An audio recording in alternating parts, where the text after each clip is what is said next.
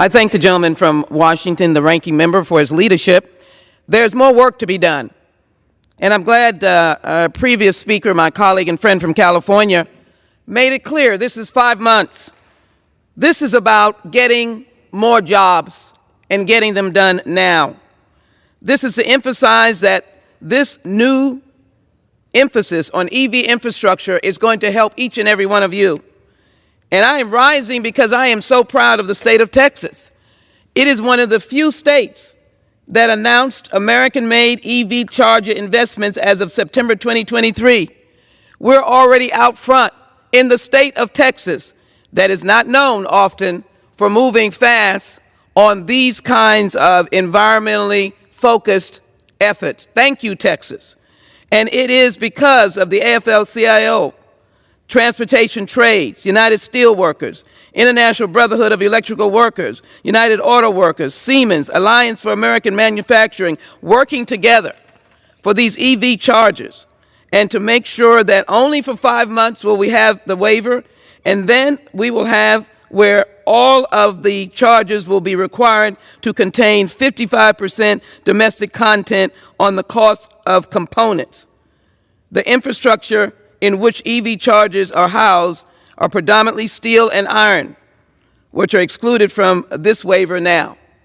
So the explanation is this is to do better, to help America do better, and to get us ready for July 2024, and to help more states, very small picture, have EV investments that creates jobs, moves us into a new level of technology, and provides the opportunity for more science-based mobility, transportation that is safe, that is clean, and that is job-creating. What more can we want? I rise to oppose this legislation because I want more jobs, I want more safe environment, and I want us to do the right Washington thing. I yield back. Reserves. Good afternoon, friends. They're discussing this right now. More lawmakers want to move forward with legislation that could directly benefit millions of low-income households. But some individuals will receive this additional relief sooner than others. New details have been released on extra rebates for residents of the city. Dearest friends, please make sure that you watch until the end of this video. Also, this coming Friday, I will be announcing several winners for the Walmart gift card giveaway. If you would like to enter the weekly giveaway, friends, please click and like several of my videos and then comment below the keyword of each video that you watch. The more videos that you watch and then comment on, friends, the greater your chances of winning these weekly giveaways. During the peak of the crisis, millions of Americans relied on economic impact payments from our federal government to make ends meet. This was at a time when many had been fired or laid off. The latest federal payments, which came in the form of $1,400 checks, were issued by the Internal Revenue Service in 2021. According to Newsweek, some seniors will be able to score an extra rebate this year. The money is available to those aged 65 and older who own a home. The city of Topeka announced a program this month as an initiative to help older residents stay in their homes. The rebate, for which the city allocated $300,000 in funds, works by providing seniors a refund of their property taxes paid, depending on their property tax amount. Initially approved in September, the rebates go into effect this year through the Administrative and Financial Services Department. While there are some similarities with Kansas's homestead refund program, the Topeka rebate is entirely separate and available only to those living within the city. The rebate is not available to renters, as it's designed to those who own and occupy a primary home within Topeka's city limits. You also must have lived in your home for at least 5 years and have a total annual household income below $37,750.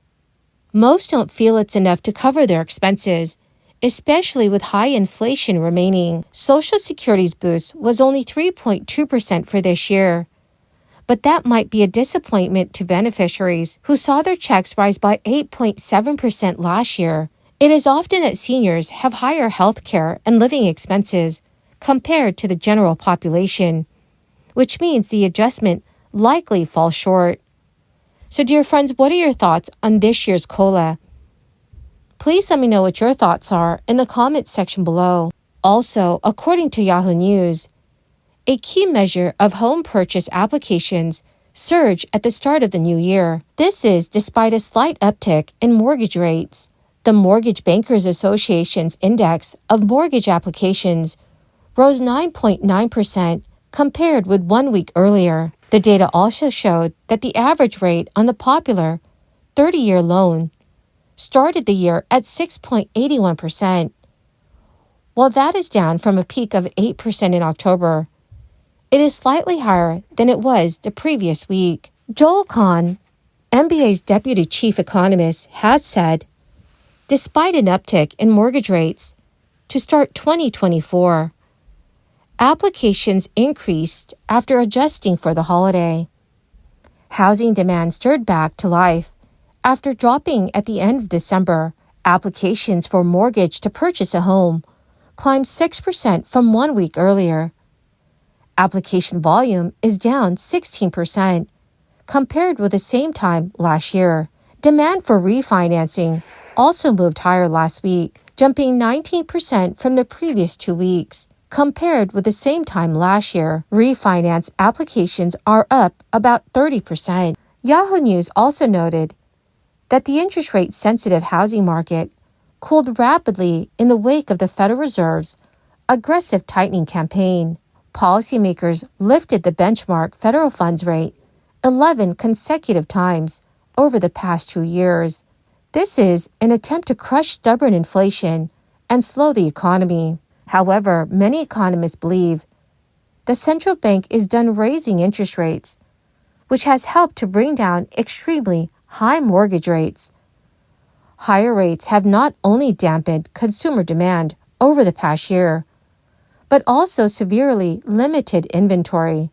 That is because sellers who locked in a low mortgage rate before the crisis have been reluctant to sell their homes, with rates continuing to hover near a 2-decade high, leaving a few options for eager would-be buyers. According to Realtor.com, available home supply remains down a stunning 34.3% from the typical amount before the crisis began in early 2020. Well, my magnificent and most marvelous friends, that is the end of my daily stimulus update video for today.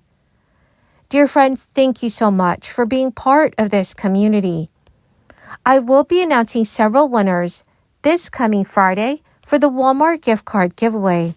If you would like to enter the weekly giveaway, friends, all you have to do is click and like several of my videos and then comment below the keyword of each video that you watch. The more videos that you comment on, friends, the greater your chances of winning these weekly giveaways. Thank you and have a wonderful and very blessed day.